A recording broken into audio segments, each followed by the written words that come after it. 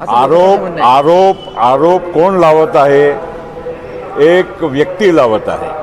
आणि एवढा मोठा महाराष्ट्राच्या पोलीस यंत्रणामध्ये SIT नेमल्या गेल्यानंतर, CIDकडे चौकशी दिल्या गेल्यानंतर बाकीच्या सगळ्या बाबतीमध्ये मुख्यमंत्रीनी ॲज अ गृहमंत्री पण त्यांनी स्पष्ट केलेलं आहे की कोणालाही आम्ही सोडणार नाही.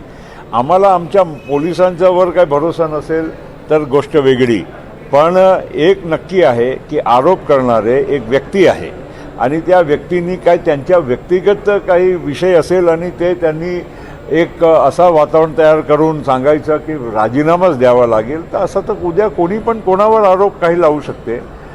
फक्त तथ्य समोर येऊ द्या. आम्हाला कोणालाही वाचवायचं नाही.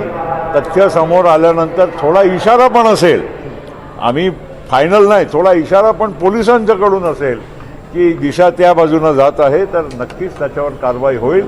पण तोपर्यंत नुसतं कोणाचाही म्हणजे व्यक्तिगत द्वेषाभावामुळे किंवा आरोप करण्यामुळे हे काही असं राजकारणामध्ये हे करणं हे योग्य नाही. आणि सामाजिक वातावरण, खास करून सामाजिक वातावरण खराब करण्याचा हा एक प्रयत्न आहे. पण भाजपचेच आमदार असे आरोप करत आहेत. कोणी ते भाजपाचे जे आमदार आहे, खरं आहे, एका काळात आमचेही आमदार होते, तेही खरं आहे. आम्ही सगळे महाराष्ट्राचे लोक त्यांना ओळखत आहोत. आम्हाला काही कोणाच्याबद्दल बोलायचं नाही. फक्त एवढंच आहे की व्यक्तिगत कोणाच्या एक आरोप केल्यामुळे एवढी मोठी कारवाई करणं हे कुठपत योग्य आहे. आणि असंच जर चालत राहिलं तर महाराष्ट्रामध्ये कोणी बेछूट कोणापर आरोप करून काही तरी मागणी करू शकते, असं योग्य नाही. पटेल साहेब, प्रश्नाचा शेवटचा प्रश्न विचारतो. जे आहे ते भारतीय जनता पक्षाकडून मुख्यमंत्र्यांकडे आहे. त्यांच्याच पक्षाचे सुरेश दस जे आमदार आहेत त्यांचा विश्वास नाही का त्यांच्याकडे?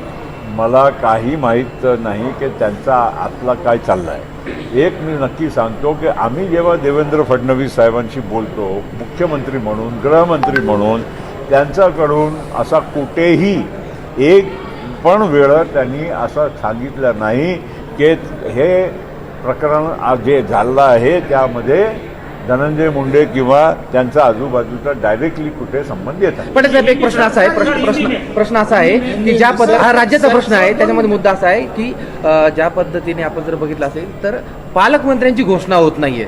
महायुतीत काही गोंधळ चालू आहे का? कारण नाराजी, कारण मंत्रिपदाची शपथ झाल्यानंतर मंत्र्यांनी आपला पदभार स्वीकारला होता, त्याला सुद्धा विलंब लागला आणि त्यानंतर आता पालकमंत्र्यांना देखील विलंब लागतोय. बघा, थोडं काय आहे, आपल्या मीडियामध्ये आपण जास्तच त्याचे अर्थ वेगवेगळे काढतो.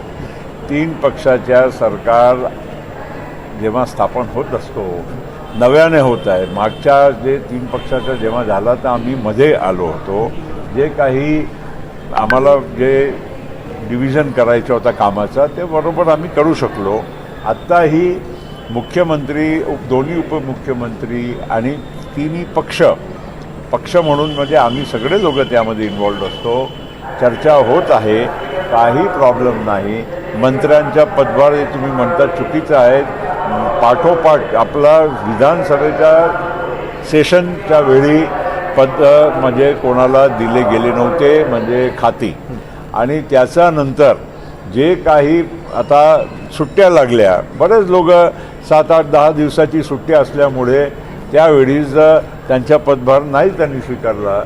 या आत्ता कोणी असं मला दाखवा की कोणी पदभार स्वीकारला नसेल. एक दुसरी गोष्ट, पालकमंत्रीचा जो विषय आहे तेही तुम्हाला 1-2 दिवसामध्ये चित्र स्पष्टच होणार आहे. कारण 26 जानेवारीला प्रत्येक जिल्ह्यामध्ये पालकमंत्रीला ध्वजारोहणासाठी जावंच लागते.